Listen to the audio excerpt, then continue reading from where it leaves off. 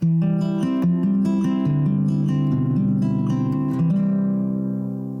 everyone. Welcome back to another episode of Senior Living Today. With me today are three of our independent living residents from Springfield Masonic Community. I am pleased to introduce Polly Baker, Connie Henson, and Sandy McGill. Ladies, thank you so much for joining me today. If you wouldn't mind, I would like for each of you to go around and introduce yourselves and tell our listeners a little bit about how long you've lived at Springfield Masonic Community. I'm Polly Baker. I've lived at the Springfield community for 23 years. I'm Connie Henson. We've lived here about 2 years, almost, and we are native Springfielders. But I would have to say that we were totally surprised when we saw the community at Springfield Masonic. And I am Sandy McGill, and my husband and I moved in here 4 years ago in July. Well, we are so happy that all of you chose to make Springfield Masonic Community your home. So if you don't mind, let's talk a little bit why you chose to move to a senior living community in the first place. Polly, would you like to go first? I didn't want to move twice. I lived in Florida, and I wanted to get closer to my children. My children lived in the Columbus area, and I was familiar with this particular community. Have been for years, so it was a natural for me. Well, we had decided that our home that we were living in was probably going to end up being too much for us. It was a larger home. We had steps. We had a lot of maintenance that required us to work regularly with the utilities and furnace and water heater. And we just decided that was enough. And the neighborhood had changed a little bit, so we began to look around, and we did explore other 55 and older condo communities. But as Polly said, we only wanted to move once. It's a big enough job to do one time, let alone doing it over Absolutely. and over. So we decided to come here. My husband and I knew we were always going to go to a Masonic home at some given point in time, and when we made that decision, we were living in Illinois at the time, and we had children in Columbus, so we started up the road, and here we are. So one of the unique things about each of your stories is that you chose to move to independent living while you were still in good health. A lot of people wait to move to a senior living community until they need care of some sort. So how did your families feel about this decision to make the move? Sandy, would you like to start this time? As we get older, we get dumber, according to our children. And they said, have you thought this out? And they wanted to look at a spreadsheet, and they wanted to do all that stuff. And I said, you have to trust me. Unless you want me to come live with you, you have to trust that this is a good move. And so when they moved, we weren't able to move in at the time that we moved in. So two of the boys moved us in, and they called once they got into the apartment and said, yep, it's a good place. So we knew then we had made the right decision. Yeah. Our children were a little taken back when we said we were moving to Springfield Masonic. At that time, we were both about 75, and our kids said, oh, you're way too young to do that. But after we had seen the villa and decided that this was going to be perfect, we invited the family out, and they couldn't have agreed more. They were totally surprised by the amount of space and how homey it was and the neighborhood feel.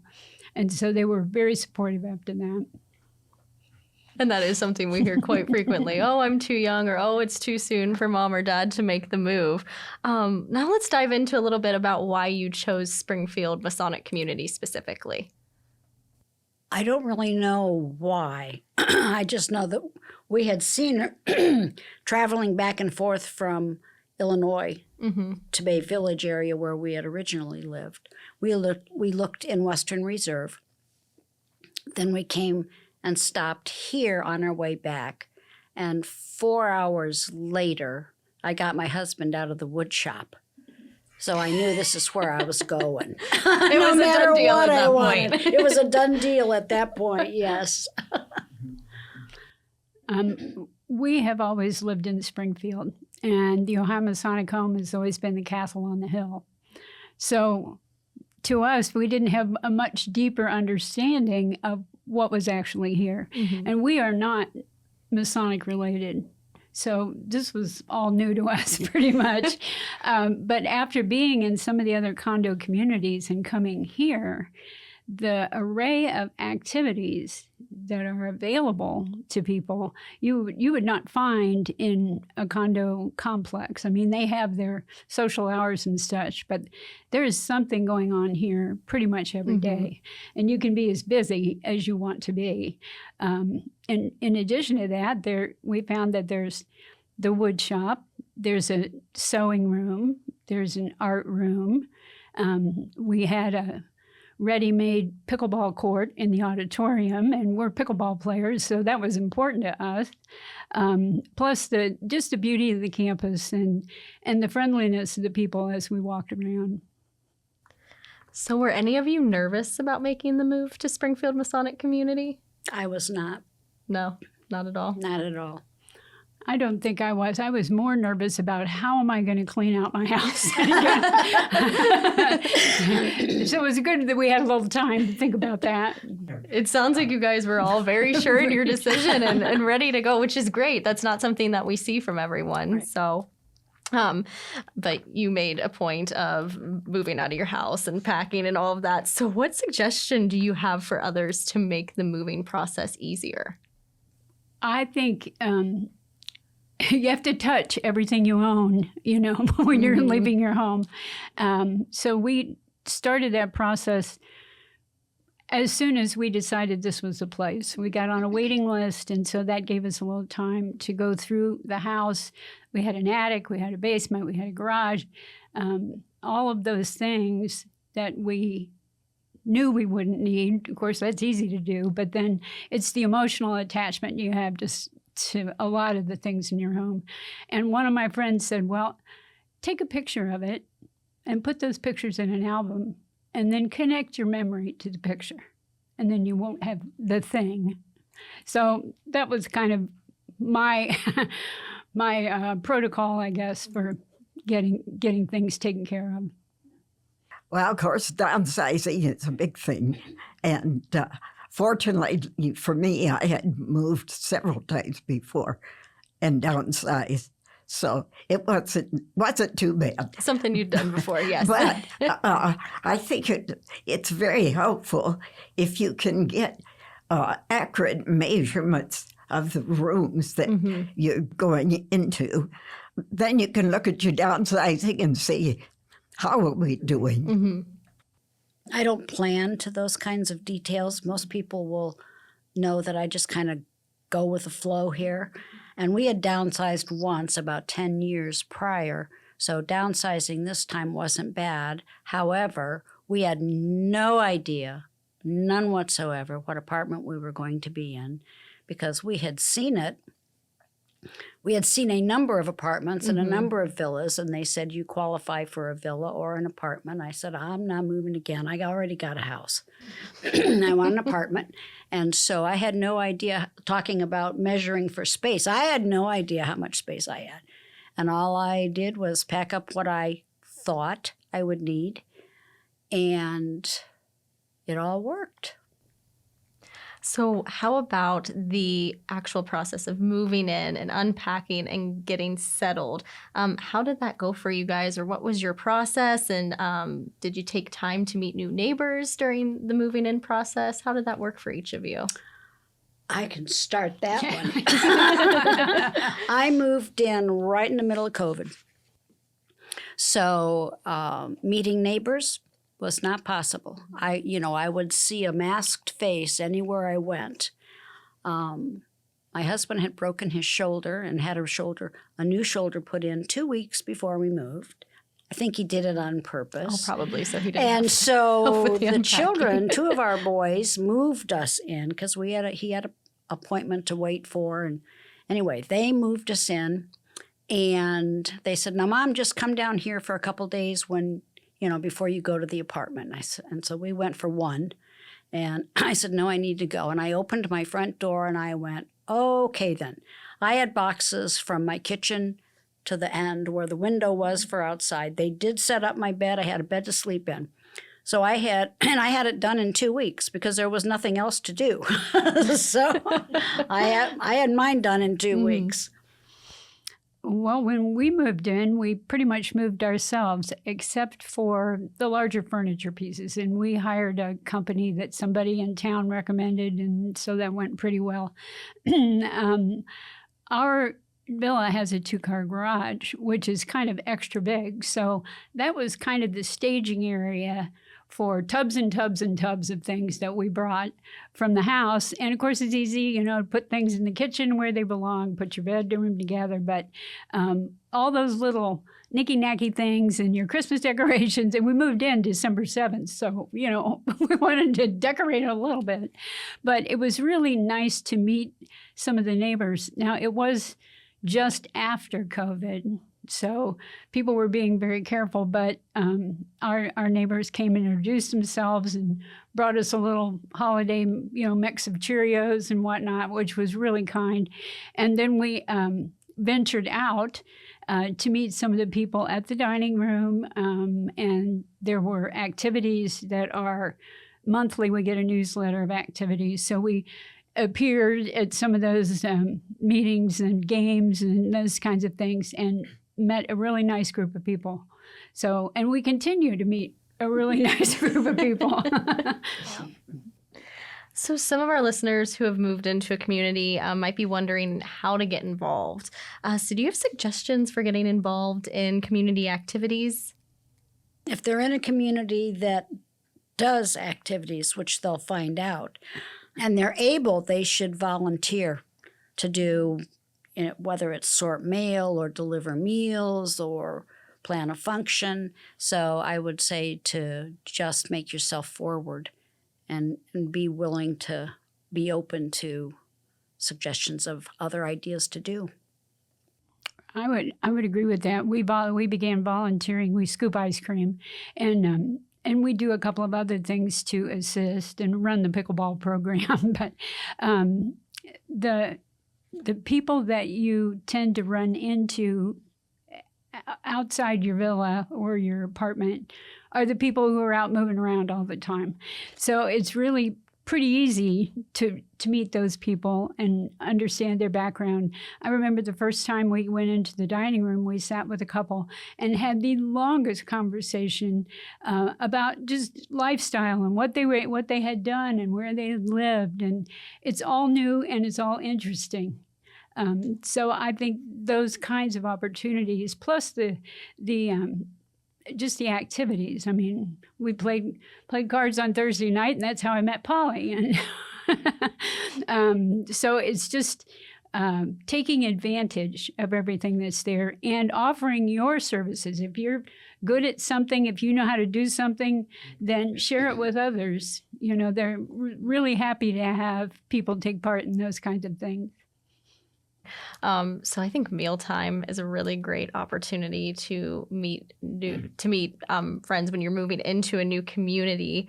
I know some of the independent living apartments and villas out there come with their own kitchen, so it might not be something that new community members think to do to actually go dine in the community center and the dining halls on campus. So what are your opinions on that? Do you think that when somebody moves into a community, it's a good idea, even if they have their own kitchen, to kind of immerse themselves in the community and go out to dinner?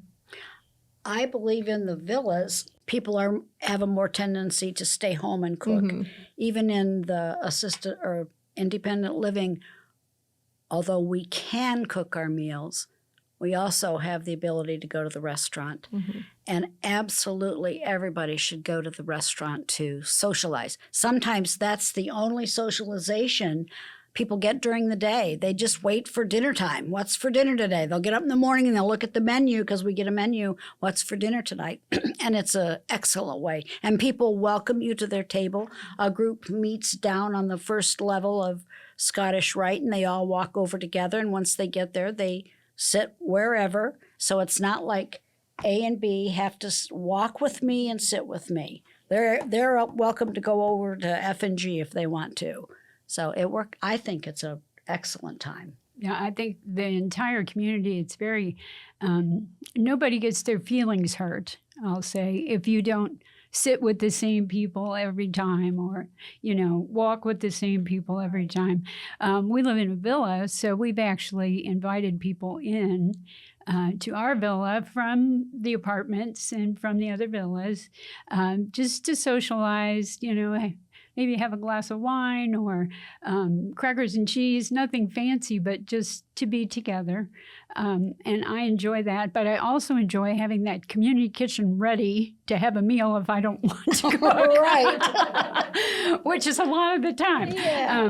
But it's really handy. And the menu is, I think it's varied, but it's not anything that people wouldn't be familiar with. It's pretty much like going to a mom and pop kind of home cooking restaurant. And I enjoy that. And we often will just phone our order in and go get it and then bring it back. So something that some communities offer is like a resident ambassador type of program. Did any of you experience this when you moved to Springfield Community, or kind of had another resident that you felt like kind of took you under their wing, helped show you around? And do you think that's something that people should be looking for when they are searching for a senior living community? I do believe that there should be. We didn't have that luxury because of COVID, so we just kind of winged it on our own and got around. But I often, yes, we do have an ambassadorship that on occasion they'll call and say, would you greet so-and-so? In fact, Ken got a call the other day about a gentleman that's moving in. I don't necessarily wait for a phone call to say so-and-so has moved in. If I see somebody moving, I just go there. One night at 11 o'clock at night, colder than blazes, and somebody down on the first level, but I happen to see him because I'm on the second and I can see all the stuff. Mm-hmm. And we went down and said hello to him, and the next thing I knew, I was making coffee and getting them all moved in and stuff like that. So, yeah, an ambassador is helpful, but I think the majority of us just see someone coming in and we're not afraid to go up and welcome them. Right. Yeah. I think that there was an ambassador that came to our villa. And this was an acquaintance of ours from years ago because we're all Springfielders. Mm-hmm. So we did have that experience, and she brought a kind of a folder with information she wanted us to be aware of. So that was helpful. There are a lot of times, though, that it's so much information all at once, you kind of don't assimilate it into your daily life. But the neighbors were very kind, and they came to the door and said, it was December 7th when we moved in. Well, there's this great Christmas party, and you don't want to miss it because the food is absolutely fabulous. So be sure you get on the list to go to that Christmas party. And that was fun. It was a beautiful setting, and they did a wonderful job with all kinds of delicious food.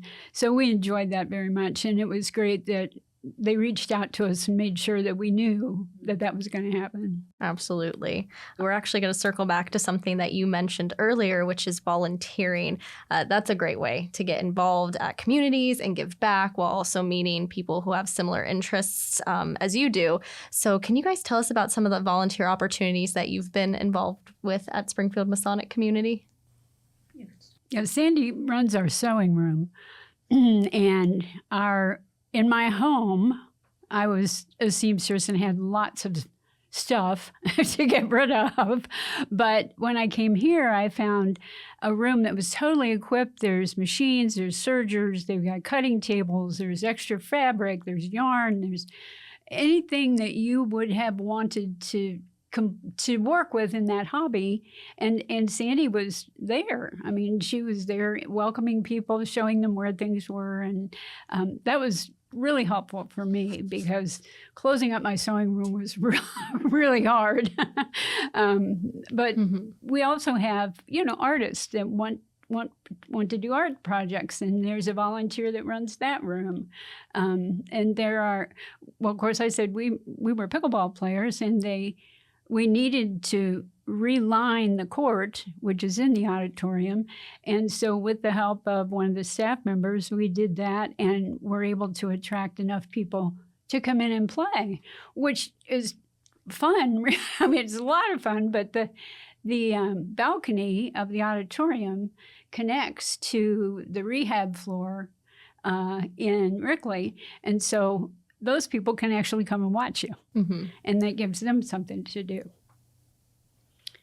So when I moved here, the first activity that I joined was the boutique.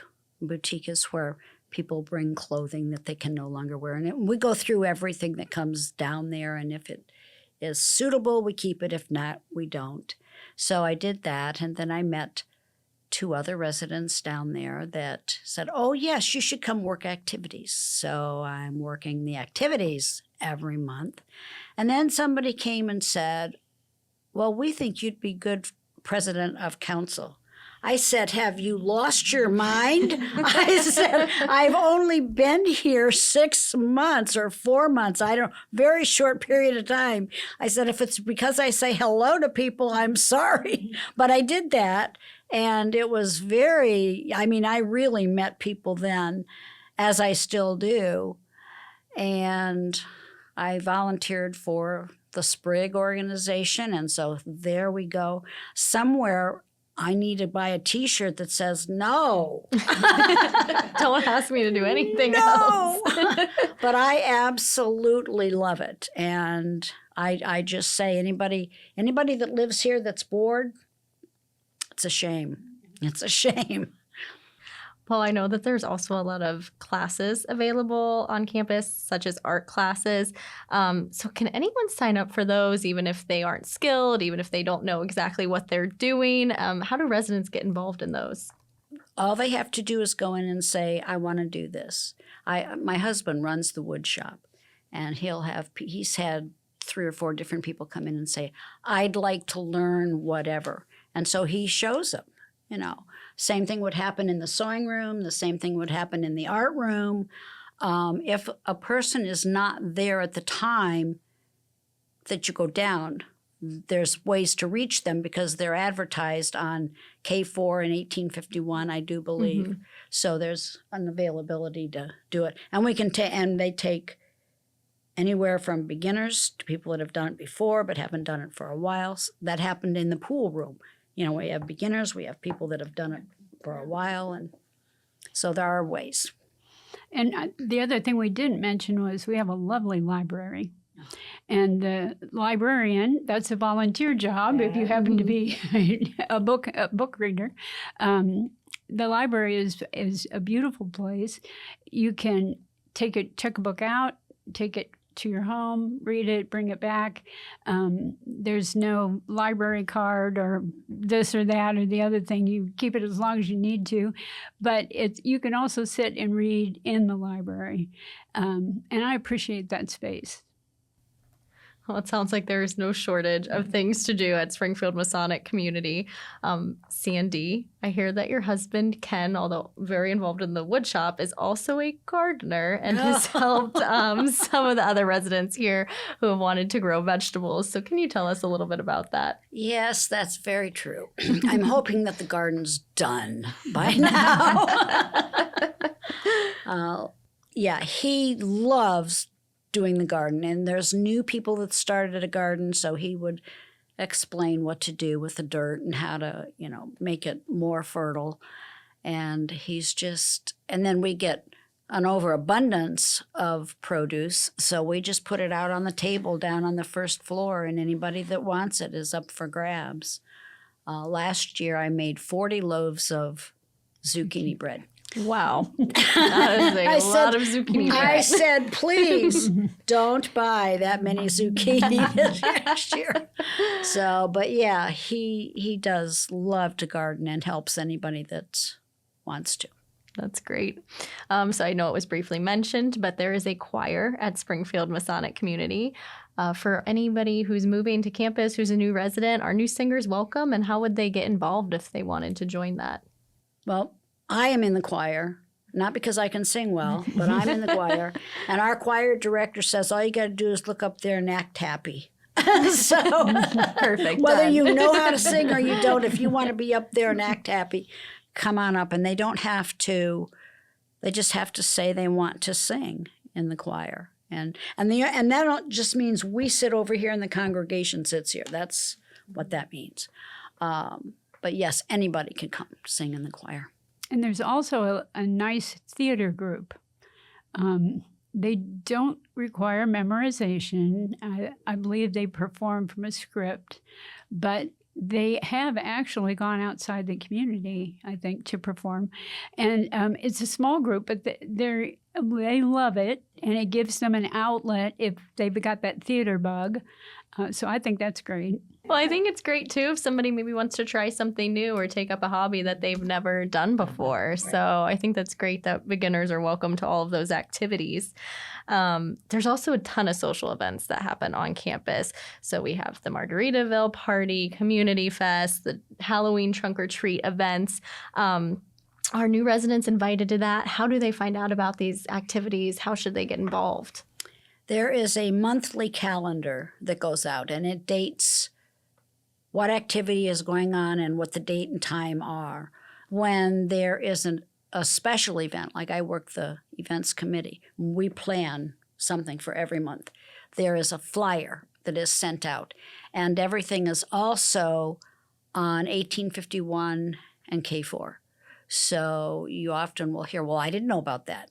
Well, we do our best. We do flyers, we do one calls. What we call one calls, somebody will call and say, such and such is happening today. And anybody can come. I mean, the events that they have, it will say family and staff only, or it'll say residents only. So they know then that they can't invite their families. But almost any resident is welcome to almost any event. I would say that was one of the best things for us in terms of meeting people. Our villa is just across the street from the clubhouse, so it's pretty easy to see when things are going on, and we just would walk across and find out what was going on. But it's fairly well advertised. I think there are a lot of people that are not comfortable using K4. But 1851 is a TV station, and that, I think, comes up right away when you turn your TV on, if I'm not mistaken. Well, it may take a while because there's just a lot of things. Yeah. But there's always flyers Yes. all over. Yes, I think if you're looking, you're going to find it. If you're not looking, well, maybe not so much. And then do each of you have a favorite event that happens on campus that you look forward to every year? The Christmas party is phenomenal if people can get to that. But as far as events in the clubhouse, I don't really know. There's working on the events, I can tell what the residents like. They love Margaritaville, and they love Oktoberfest, and they, just a lot of those activities really brings people out. So I don't have any particular one. I do have my Christmas event for Sprig. Yeah. I have to say, my first one was last year, and it was just magical to me. So I'm hopeful for this year, but that's just my thing. But I do it because I want others to appreciate it. And I got involved with Sprig and Sandy's. We had a festival of wreaths, and it was beautiful. The community donated and decorated a number of wreaths. I don't know how many we had. Well, we sold 50, and I think we had at least 20 that we had to decorate ourselves. Yeah. But it was the clubhouse was beautiful, decorated with all of these wreaths and the Christmas lights and the trees. So that was my first experience with that, and we really had a lovely time. Well, we had a great time, but there were a lot of different kinds of people that came to the community just for that event, which I think is great because I feel like the Masonic community is the best kept secret in Springfield. So Sandy, you mentioned the Sprig group. Would you mind just giving our listeners a little bit of background info on what that is, and for any new residents, how they would get involved in that group if they wanted to? Sprig means Special People Reinvesting in Good. And we are a mini fundraiser to put money back into the Masonic home. So any activity that is produced by Sprig, it was met with great trepidation when I first started it. But last year I raised over $9,000. Well, they're not so skeptical now. And that was in 6 weeks. Wow. Wow. That was with very little lead time. We worked hard. But it's a fundraising event, and every organization has fundraisers. I mean, they have fundraising events here, but not on that scale. And I've welcomed anybody that wants to come to one of our meetings, or I have a lot of support from our community at the actual big event. I have smaller events, and I still have, but I've just got my core of people, and if somebody new wants to be in that core, come on over. So it's a new thing, and we're still trying to make it grow. Right. But it is fun. We sold, carnations for Valentine's Day? Yes, I didn't Which think. was a surprise for us, how many people wanted to do that within the community. And then we had Easter flowers that we sold. In memory of, yeah. And it was just delightful, and it was very easy to get involved. Of course, I knew Sandy because she's every place on campus. So she said, well, come on, I need somebody to do this. So I joined. Yeah. So just for all of our listeners, something to think about too, if you are moving from out of town, there are certain services that you might get done frequently that you have to find a new provider for. So for example, the dentist, a hairstylist, a local doctor. So one of the things that I think I would encourage our listeners to do when they're searching for a senior living community is see if those things are available on the actual campus that they're moving to. Would you guys mind talking a little bit about what Springfield Masonic Community has on campus and some of the services that you use? When we moved here, there was a doctor on campus, and we chose to use him. There is a beauty shop on campus, which does men and women's hair, and also now does nails and different things. So that was available right here. Other than that, you have to kind of ask around for doctors or whomever. We do have I think, is the cardiology group still coming? I think so. Yeah, we have a cardiology group that still comes, and there's a wellness center that we can go. Let's say let's say that you have. Well, actually, I went. I had a really congested, cough and chest problem, and I went over, and there's a nurse practitioner, I think, there, okay. and she examined me and gave me a prescription for antibiotic, and it was great. It's Monday, Wednesday, Friday. It's like an urgent care from 9 to 12, and it is like an urgent care. Yeah. Your insurance covers it and all that. Yeah. And we also have a dentist on board here. We have a fitness center. Did we say that? Fitness center? Yeah, run by a physical therapist. He was a physical therapist. We do have, and we also have machines and stuff. We have exercises on Monday, Wednesday, Friday, 2 different times, and then there's a room with bikes and you can just go whenever you have the inclination and the time to go. And he's very good about showing you how to use those machines so that they are maximum. We have a podiatrist now. If I got to think, everybody, we've got a podiatrist. There's too many to name. There is. It's our own little city. It's just our own little city. Absolutely. So as we close out the podcast, would you mind each sharing a couple of tips that you would give any new resident moving in? I always tell people, I'll see Brian showing people around, and I'll say, if you're thinking to come and sign your papers today, I said, and he didn't pay me to do that, but I always say, move before you have to, just so you can enjoy some of the activities and stuff that we have. Well, one of the things we hear from people who move here is, boy, I wish we would have come sooner because there's so much here. And like Sandy and Ken, John and I were always of the opinion that you need to do your deed before you think you need to do it. I think Sandy and Connie have pretty well covered it because, again, we hear over and over, I wish it had come sooner. Mm-hmm. Absolutely. Well, ladies, it was such a pleasure having you join me today. You shared some great tips for getting settled into your new community and shared some of the amazing things that Springfield Masonic Community has to offer residents. So just thank you for joining me and talking with me today. Thank you. You're welcome. Thank you. For our listeners, please be sure to tune into our next podcast in 2 weeks. We've been collecting questions from our listeners throughout the season, so we will be going through those and answering all of your most asked questions. As always, be sure to like and subscribe to the Senior Living Today podcast so you never miss a new episode, and we will be back again in 2 weeks.